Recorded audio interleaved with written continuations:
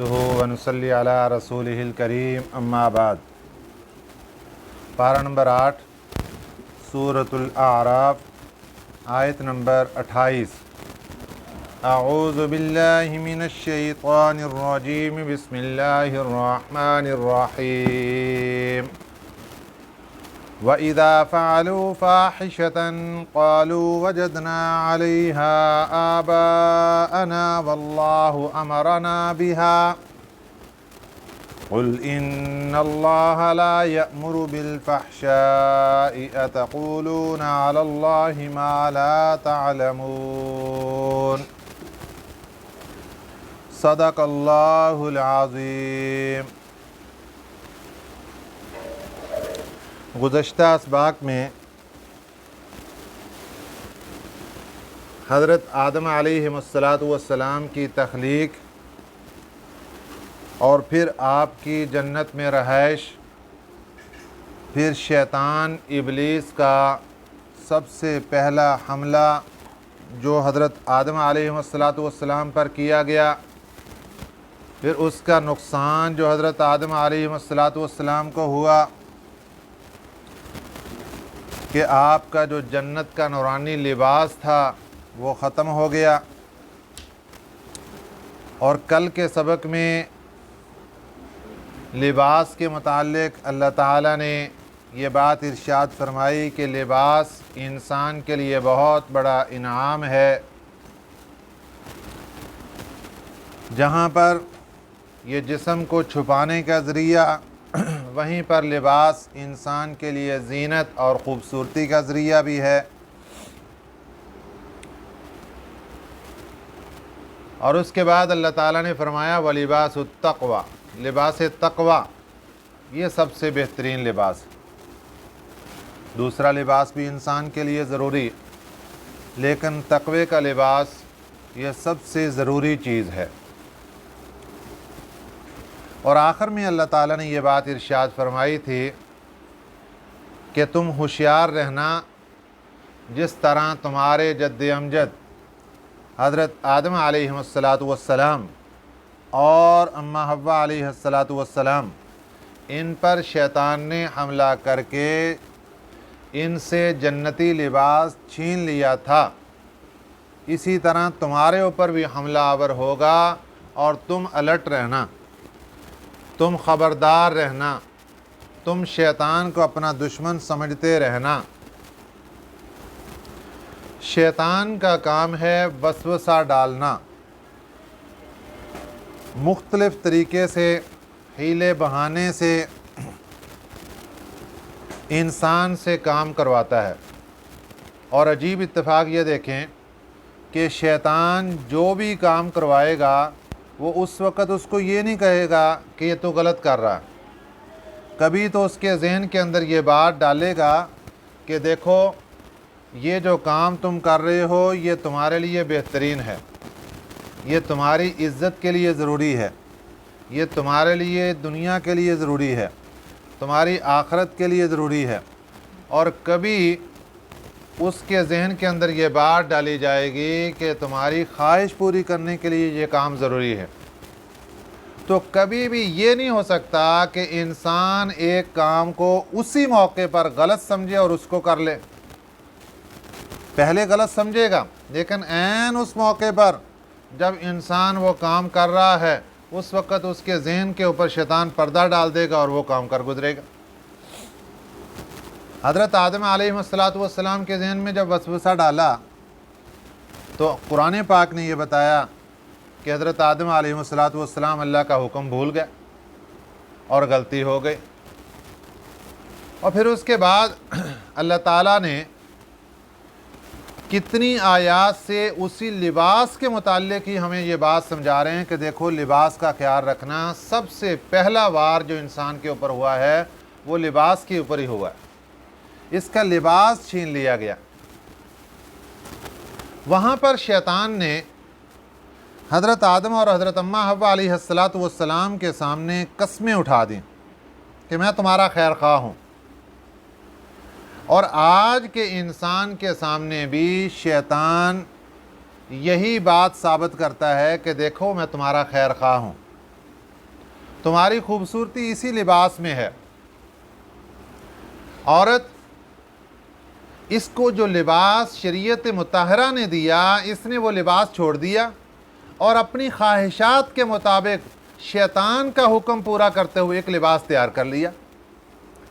اس لباس سے اس کی بے پردگی ہوئی، اور اس کو یہ نہیں شو ہو رہا کہ میں غلطی پر ہوں، بلکہ شیطان اس کو یہ بات بابر کرا رہا ہے کہ دیکھو کہ تم جو کام کر رہی ہو یہ بالکل ٹھیک ہے، میں تمہارا خیر خواہ ہوں، تمہاری خوبصورتی اسی میں ہے، تمہاری بہتری اسی میں ہے۔ آج کے سبق کی جو پہلی آیت مبارکہ ہے، اس کے اندر بھی ایک خاص واقعہ کی طرف اشارہ ہے۔ زمانہ جاہلیت میں میرے اور آپ کے پیارے پیغمبر سید الاولین والآخرین امام الانبیاء حضرت محمد الرسول اللہ صلی اللہ علیہ وسلم کے تشریف آوری سے پہلے بیت اللہ کا طواف کرتے وقت ایک عجیب کارنامہ سر انجام دیا جاتا تھا۔ عجیب و غریب قسم کی شرائط رکھی گئی تھیں بیت اللہ کا طواف کرنے کے لیے۔ شرائط کیا تھیں؟ کہ کوئی بھی باہر سے آنے والا آدمی، خواہ وہ عرب کا ہو خواہ وہ عجم کا ہو، وہ خاندان قریش کی اجازت کے بغیر طواف نہیں کرے گا، اور ان کپڑوں کے ساتھ طواف نہیں کرے گا جو وہ کپڑے عام روٹین میں پہنتا ہے۔ اب اس کے پاس پیچھے دو صورتیں بچ جاتی کہ یا تو وہ خاندان قریش سے کپڑے عاریتاً مانگتا، ادھار مانگتا کپڑے، اور پھر ان کپڑوں کے ساتھ طواف کرتا کہ طواف کرنے کے لیے مجھے کپڑے دے دیجیے، یا دوسری صورت پھر یہ ہوتی تھی کہ وہ بالکل برہنہ ہو کر کپڑے ختم کر کے پھر طواف کرتے بیت اللہ کا، نعوذ باللہ من ذالک۔ اب شیطان کا حملہ اور وار دیکھیے کہاں پہنچا جا کر، کہ ایک نیکی کا کام، اور نیکی بھی عام نیکی نہیں بلکہ بیت اللہ کا طواف ہو رہا ہے، اور وہاں طواف کے اوپر شیطان نے کپڑے سارے اتروا دیے اور ذہن کے اندر یہ بات ڈال دی کہ جناب آپ بالکل ٹھیک کر رہے ہیں، آپ کے ساتھ کوئی غلطی والا معاملہ نہیں ہے، آپ بالکل صحیح راستے پر ہیں۔ کیوں؟ ذہن کے اندر بات کیا ڈالی کہ جناب جو کپڑے آپ پہنتے ہیں عام روٹین میں، ان کپڑوں کے ساتھ آپ گناہ کرتے ہیں، لہٰذا گناہ والے کپڑے بیت اللہ کے ارد گرد نہیں گھمائے جاتے۔ بیت اللہ کا طواف کرنے کے لیے ضروری ہے کہ کپڑا ایسا ہونا چاہیے جس کے اوپر کوئی گناہ نہ ہو۔ اگر تم نے گناہ کر لیے یہ کپڑے ختم کر دو۔ تو لہذا اب کیا نتیجہ نکالا؟ مرد بھی ہیں عورتیں، اور بالکل برہنہ ہو کر، عورتیں رات کے وقت اندھیرے میں طواف کرتی اور مرد دن کے اجالے میں طواف کرتے۔ یہ شیطان کا حملہ یہاں تک ہوا کہ انسان سے دنیا کے اندر لباس چھین لیا۔ جب ان لوگوں کو یہ کہا گیا کہ جناب یہ آپ کیا کر رہے ہیں، اسلام آیا اور اسلام نے ان کو خوبصورتی سکھائی کہ بھئی یہ کام غلط ہے، نیکی کا کام کرتے ہوئے بالکل لباس ختم کر کے یہ تو بے حیائی ہے۔ دلیل سنیے، ہم نے یہ کام اپنے باپ دادا سے لیا ہے، ہمارے آباء و اجداد یہی کام کرتے تھے، لہٰذا ہم بھی اسی طریقے سے طواف کریں گے۔ یہ دلیل ہے، جو کام باپ دادا کرتے تھے وہی کام ہم کریں گے۔ اس کا شریعت مطہرہ کے ساتھ چاہے ٹکراؤ ہو رہا ہے، چاہے شریعت مطہرہ کے ساتھ اس کا لگاؤ ہو رہا ہے، چاہے وہ شریعت مطہرہ کے مقابلے کے اندر ایک گناہ کا پہاڑ بن کر کھڑی ہے وہ بات، لیکن ہم اس کو کریں گے۔ کیوں جی؟ ہمارے باپ دادا کیا کرتے تھے۔ یاد رکھنا، یہ باپ دادا کا حوالہ صرف آج سے 1500 سال پہلے مکہ کا مکرمہ کے مشرکین نہیں دے رہے، بلکہ اس سے پہلے بھی قرآن پاک جن امتوں کا ذکر کرتا ہے کہ جب انبیاء علیہ السلام نے ان کے سامنے آ کر اللہ کا پیغام پہنچایا تو ان لوگوں نے باپ دادا کا حوالہ دیا۔ جناب ہمارا باپ ایسے نہیں کرتا تھا، ہم کیوں کریں گے؟ ہمارا دادا نہیں کرتا تھا، ہم کیوں کریں گے؟ ہمارے آباء و اجداد نے جو کام نہیں کیا، ہم کیوں کریں گے؟ ہمارے آباء و اجداد ایسے ہی کرتے رہے، لہذا ہم بھی ایسے ہی کریں گے۔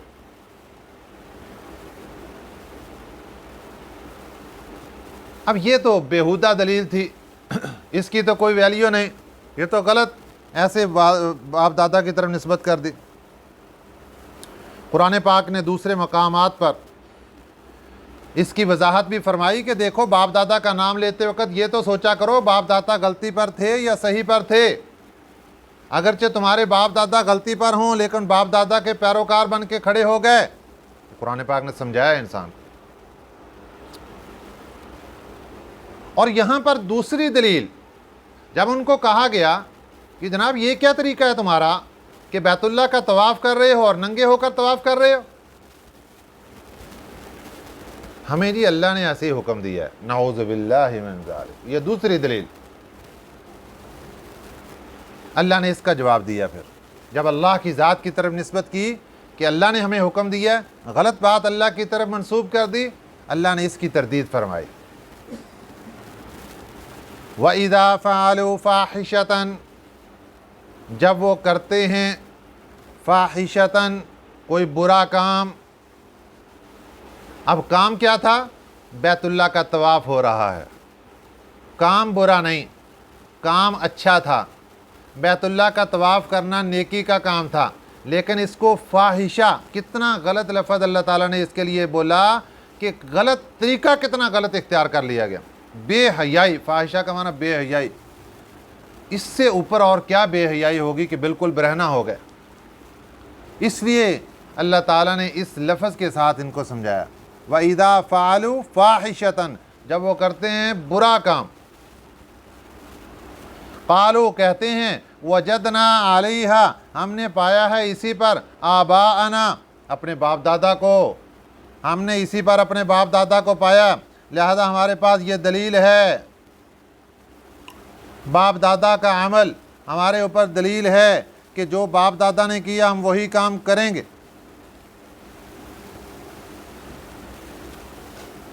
دوسری دلیل، واللہ امرنا بہا، اور اللہ نے بھی ہمیں یہی حکم دیا ہے۔ استغفر اللہ ربی من کل ذنب، اللہ نے بھی ہمیں یہی حکم دیا ہے کہ تم کپڑے اتار کے طواف کرو بیت اللہ کا۔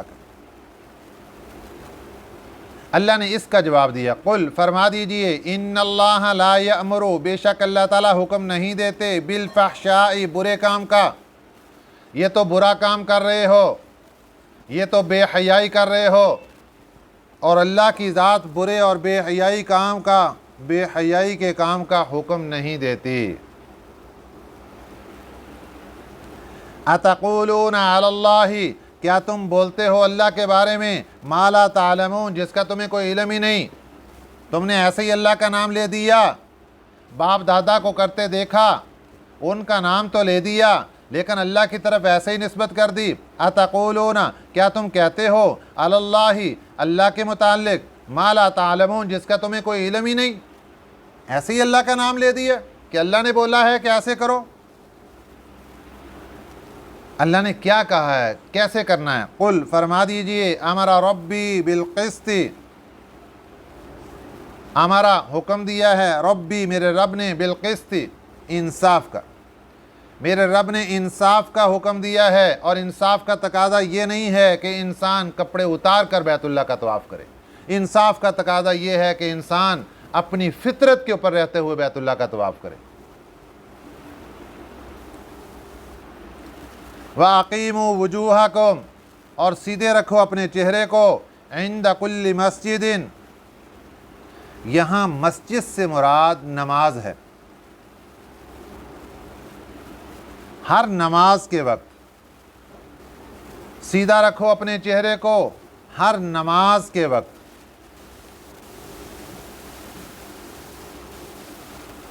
یہاں کس بات کی طرف اشارہ کر دیا کہ نماز کے وقت اپنے چہرے کو اللہ کی ذات کی طرف متوجہ رکھو، وَادْعُوهُ مُخْلِصِينَ لَهُ الدِّينَ، اور پکارو اسی کو مخلصین لہ الدین، خالص اسی کی فرما برداری پر، خالص اسی کی بندگی کے لیے۔ مشرکین مکہ نماز میں بھی شرک کرتے تھے، اللہ نے فرمایا کہ بالکل اپنی نماز میں اپنے چہرے کو اللہ کی طرف متوجہ رکھو اور خالص اسی کی بندگی کرو، اسی کو پکارو، کما بدأکم تعودون۔ آخر میں اللہ نے بتا دیا جیسے تمہیں اللہ نے پہلے پیدا کیا، تعودون، دوبارہ بھی پیدا کرے گا۔ اس بات کی طرف اشارہ دے دیا، اے انسان اس دنیا کی زندگی کے اوپر ناز مت کرنا، اسی کے اوپر مت ڈٹے رہنا، تکبر اور فخر غرور میں مت مبتلا ہو جانا کہ بس یہی دنیا کی زندگی ہے، 4 دن کی عیاشی کر لو۔ فرمایا کما بدأکم، جس رب نے تمہیں پہلے پیدا کی، جیسے پہلے پیدا کیا، تعودون، دوبارہ بھی پیدا کرے گا، پھر اپنے سامنے کھڑا کرے گا، پھر حساب و کتاب لے گا۔ اللہ کی اس وعد و نصیحت کو سننے کے بعد فریقاً ہدا، ایک جماعت تو ہدایت حاصل کر چکی، وفریقاً حق علیہم الضلالہ، اور ایک جماعت ڈٹ گئی، حق کا ثابت ہو چکی، علیہم ان پر، الضلالہ گمراہی، ان کے اوپر پکی ہو گئی گمراہی، وہ گمراہی کے اوپر ڈٹ گئے۔ ایک جماعت نے تو ہدایت حاصل کر لی، خوش نصیب ہیں وہ لوگ جنہوں نے اللہ کی بات مان لی، خوش نصیب ہیں وہ لوگ جنہوں نے قرآن پاک کی بات مان لی، اور بد نصیب ہیں وہ لوگ جو گمراہی پر ڈٹے رہے۔ گمراہی پر ڈٹے رہنے میں ایک تو کفر ہے، اس کے مقابلے میں اسلام ہے۔ مسلمان خوش نصیب فریقاً ہدا کے اندر آ گیا، کفر بد نصیب وہ فریقاً حق علیہم الضلالہ کے اندر چلا گیا۔ پھر مسلمانوں کے اندر وہ لوگ جن کو اللہ نے اعمال صالحہ کرنے کی توفیق عطا فرما دی، یہ فریقاً ہدا کے اندر آ گئے، اور وہ لوگ جو اعمال صالحہ سے دور ہو گئے اور سارا دن 24 گھنٹے گمراہی کی دلدل میں پھنسے رہے، شیطان کی فرما برداری میں چلے گئے، وہ فریقاً حق علیہم الضلالہ، ان کے اوپر صادق آ گئے۔ اس لیے خوش نصیبی ہے ان لوگوں کی جن کو آج اللہ تعالیٰ نے اعمال صالحہ کرنے کی توفیق عطا فرما دی، اللہ نے قرآن پاک کے ساتھ جوڑ دیا، قرآن پاک کی نسبت عطا فرما دی، اللہ تعالیٰ نے 5 نمازیں بر وقت ادا کرنے کی توفیق عطا فرما دی، اللہ نے اپنا نام لینے کی توفیق عطا فرما دی، اپنے پیارے پیغمبر صلی اللہ علیہ وسلم کی ذات اقدس پر درود پاک پڑھنے کی توفیق عطا فرما دی۔ اللہ کا شکر ادا کریں، فریقاً ہدا، یہ وہ جماعت ہے جس کو اللہ نے ہدایت عطا فرما دی۔ انہم اتخذوا الشیاطین، انہم بے شک وہ لوگ، اتخذوا جنہوں نے بنا لیا، الشیاطین شیطانوں کو، اولیاء دوست، من دون اللہ اللہ کو چھوڑ کے، اللہ کو چھوڑ کر شیطانوں کو دوست بنا لیا۔ یہاں دوست بنانے سے مراد فرما برداری ہے، انسان جس کی فرما برداری کرتا ہے گویا کہ اسی کے ساتھ پیار کر رہا ہے، جس کی بات مانتا ہے اسی کے ساتھ پیار کر رہا ہے، اسی کے ساتھ محبت کر رہا ہے، اسی کے ساتھ دوستی کر رہا ہے۔ جو لوگ اللہ کی مان کر چلتے ہیں وہ اللہ کے ساتھ محبت کر رہے ہیں، جو شیطان کی مانتے ہیں وہ شیطان کے ساتھ محبت کرتے ہیں، اسی کے ساتھ پیار کرتے ہیں۔ فرمایا انہم بے شک وہ لوگ، اتخذوا جنہوں نے بنا لیا، الشیاطین شیطانوں کو، اولیاء دوست، من دون اللہ اللہ کو چھوڑ کے، اللہ کے علاوہ شیطانوں کو دوست بنا لیا۔ وَيَحْسَبُونَ أَنَّهُمْ مُهْتَدُونَ، اور وہ گمان کرتے ہیں کہ بے شک وہ ہدایت پر ہیں۔ یہ ہے شیطان کا دھوکہ، یہ ہے شیطان کا وار، یہ ہے شیطان کا خطرناک حملہ کہ لا کر جہنم کے کنارے کھڑا کیا اور اب بھی خیالات اسی بات پر پکا کے رکھے ہیں وَيَحْسَبُونَ أَنَّهُمْ مُهْتَدُونَ، وہ گمان اور خیال یہی کرتے ہیں کہ وہ صحیح راستے پر چل رہے ہیں، وہ ہدایت پر ہیں، وہ صحیح راستے پر ہیں۔ اگر انسان گناہ کو گناہ سمجھتا ہے، کبھی نہ کبھی اللہ اس کو توبہ کی توفیق عطا فرماتے ہیں، وہ واپس پلٹ آتا ہے، لیکن اگر وہ گناہ کو نیکی سمجھ کر کرنا شروع کر دے، اس کے لیے تو ہدایت کے دروازے بند ہو جاتے ہیں، وہ کبھی غلطی کو غلطی سمجھے گا ہی نہیں، واپس کیسے پلٹے گا؟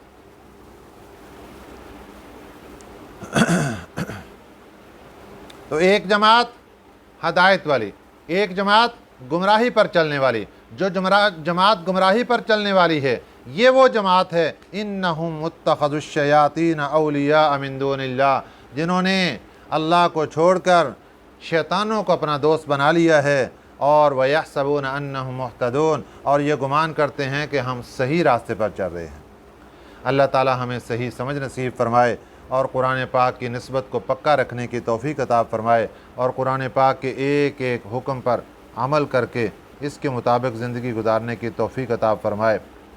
یا بنی آدم خذوا زینتکم، اے بنی آدم خذوا لے لو، زینتکم اپنی آرائش، یہاں اس سے مراد لباس ہے، کیونکہ لباس کو پیچھے کیا بتایا گیا کہ لباس ایک جسم ڈھانپنے کے لیے ہے، اور ساتھ لباس خوبصورتی اور زینت کے لیے بھی ہے، تو یہاں زینت مراد اس سے لباس ہے۔ اے اولاد آدم لے لو، پکڑ لو، زینتکم اپنے لباس کو، عند کل مسجد، یہاں بھی مسجد سے مراد نماز ہے، ہر نماز کے وقت اپنے لباس کو لازم پکڑ لو۔ نماز پڑھتے وقت، کیونکہ جو لوگ بیت اللہ کا طواف بالکل برہنہ ہو کر کرتے تھے، کس لیے کہ ہم ان کپڑوں کے اندر گناہ کر چکے ہیں، لہذا ان کپڑوں کے ساتھ ہم بیت اللہ کا طواف نہیں کر سکتے، تو اللہ نے فرمایا اے اولاد آدم خذوا زینتکم، اپنی لباس کو لازم پکڑ لو، عند کل مسجد، ہر نماز کے وقت، ایک ترجمہ۔ دوسرا ترجمہ زینتکم، یہاں لباس کی دوسری قسم مراد زینت اور خوبصورتی کے لیے۔ اللہ کیا فرما رہا ہے؟ یا بنی آدم، اے اولاد آدم خذوا زینتکم، لازم پکڑ لو اپنے اوپر زینت کو، اپنی خوبصورتی لازم بناؤ، کب؟ عند کل مسجد، ہر نماز کے وقت۔ جس طرح انسان کسی کے ہاں مہمان جاتا ہے اور خوبصورت سے خوبصورت ہو کر جاتا ہے، اچھا لباس پہن کے جاتا ہے، اسی طرح جب اللہ کے دربار میں حاضر ہونا ہے، اللہ سے ہم کلام ہونے کے لیے آنا ہے، اللہ سے ملاقات کرنے کے لیے آنا ہے، اس کے لیے بھی اللہ حکم دے رہے ہیں خذوا زینتکم عند کل مسجد، ہر نماز کے وقت خوبصورت لباس پہن کر، زینت اختیار کر کے، صاف ستھرا لباس پہن کے، تو پھر انسان کو چاہیے کہ اللہ کے دربار میں کھڑا ہو۔ یہ نہیں کہ وہ لباس جس کے اوپر باہر لوگوں کے سامنے جانے کے اوپر انسان عیب محسوس کرتا ہے، اسی لباس میں کھڑے ہو کر انسان نماز پڑھنی شروع کر دے۔